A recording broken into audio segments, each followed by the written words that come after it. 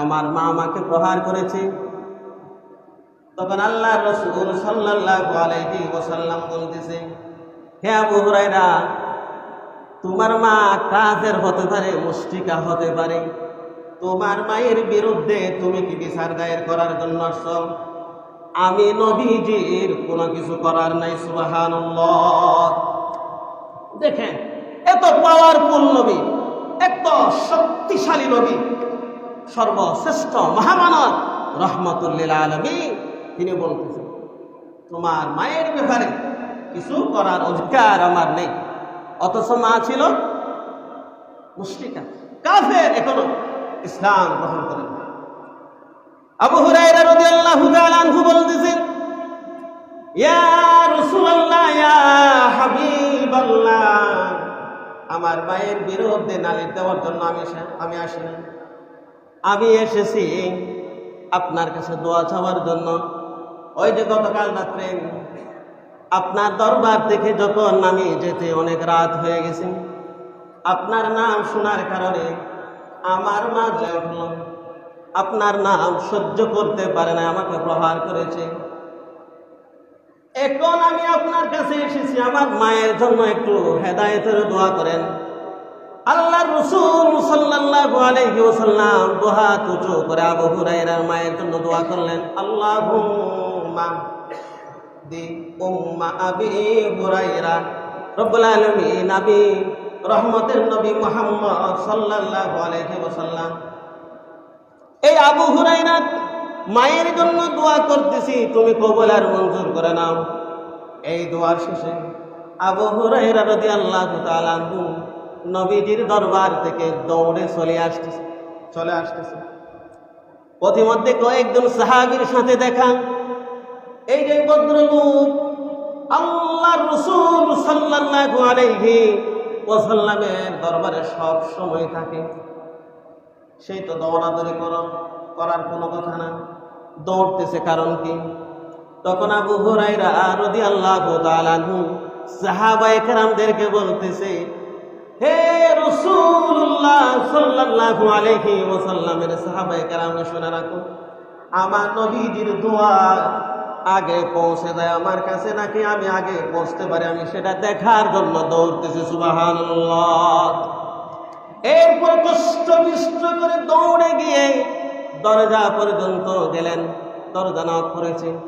Knock করার সঙ্গে সঙ্গে মায়ের কণ্ঠর মধ্যে তাওহীদের সুগন্ধ আসছে। সুবহানাল্লাহ। আইনা আবে মুহাম্মদ সাল্লি আলা, সুবহানাল্লাহ সুবহানাল্লাহ। আইনা আবে মুহাম্মদ সাল্লি আলা, সুবহানাল্লাহ সুবহানাল্লাহ। दे जिसने हमारे दिल को जिला, सुबहानल्लाह।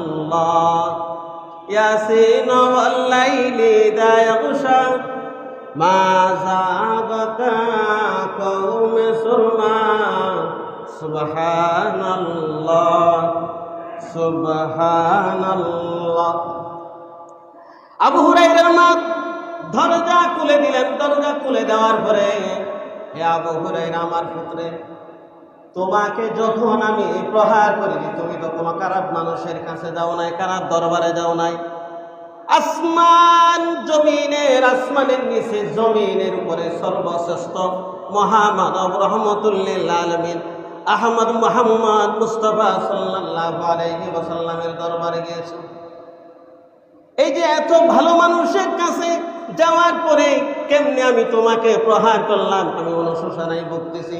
আমি গোসল করে ফেলেছি, আমাকে এক্ষুনি নিয়ে যাও তোমার নবী ওই যে আব্দুল্লাহর বেটা মুহাম্মদের দরবারে, আমি কালিমা পড়ে মুসলমান হয়ে যাব। আশহাদু আল্লাহ ইলাহা ইল্লাল্লাহু ওয়া আশহাদু আন্না মুহাম্মাদান আবদুহু ওয়া রাসূলুহু।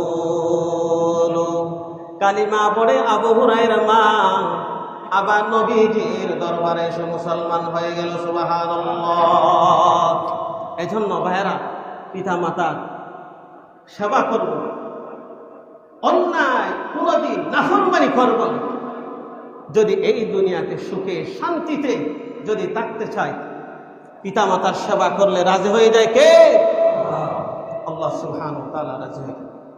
এজন্য আল্লাহ রাব্বুল আলামিন বলেন, সুম্মা নুখরিজুকুম তিফলা, আমি মায়ের পেট থেকে তোমাদেরকে বের করে নিয়ে আসলাম।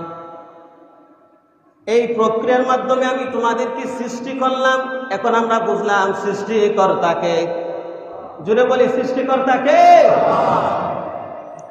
আল্লাহ সুবহানাহু ওয়া তাআলা বলেন, ইয়া আইয়ুহান নাসু তাকু রব্বাকুমুল্লাযী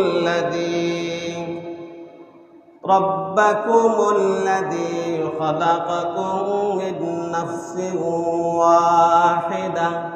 দুনিয়ার মানুষ জেনে রাখো, আমি তোমাদেরকে একটা সত্তা থেকে, একটা নফস থেকে আমি তোমাদেরকে সৃষ্টি করেছি।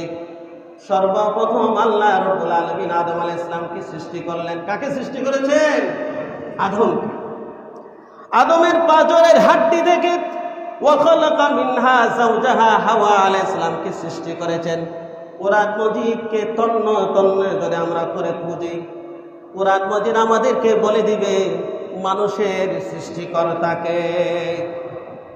সৃষ্টিকর্তাকে আল্লাহ সুবহানাহু ওয়া তাআলা সৃষ্টি করেছে, আল্লাহ সুবহানাহু ওয়া তাআলা।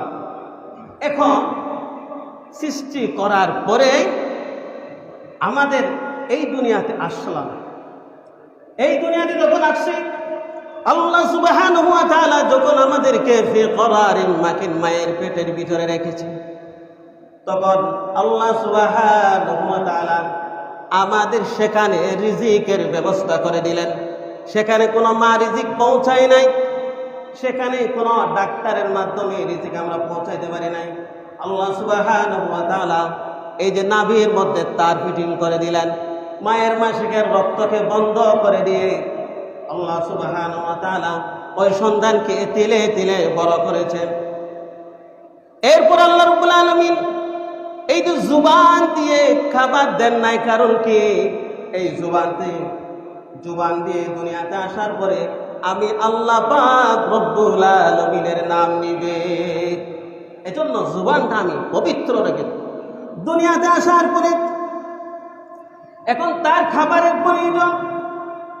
আল্লাহ সুবহানাহু ওয়া তাআলা আমাদেরকে সৃষ্টি করে দেন, তখন আমরা শিশু বাচ্চা, তখন আমরা ঝাল কিছু খেতে পারবো না। আল্লাহ সুবহানাহু ওয়া তাআলা বলেন, হে দুনিয়ার মানুষ জেনে রাখো, আমি তোমার মায়ের স্তনের মধ্যে দুধের ব্যবস্থা করে দিলাম। সুবহানাল্লাহ। মায়ের স্তনে দুধের ব্যবস্থা করে দিলেন কে? এরপরে তোমরা নাফরমানি করবা আমার আল্লাহু আকবার। क्या शुक्र करो नाम तेरा जल जलाला, क्या शुक्र करो नाम तेरा जल जलाला, जिस वक्त हमें नता दूध से पाला। যখন তুমি ছোট্ট ছিলে দাঁত ছিল না মুখে, যখন তুমি ছোট্ট ছিলে দাঁত ছিল না মুখে, তরল খাবার দিলেন আল্লাহ মা জননীর মুখে, তোমার মা জননীর মুখে।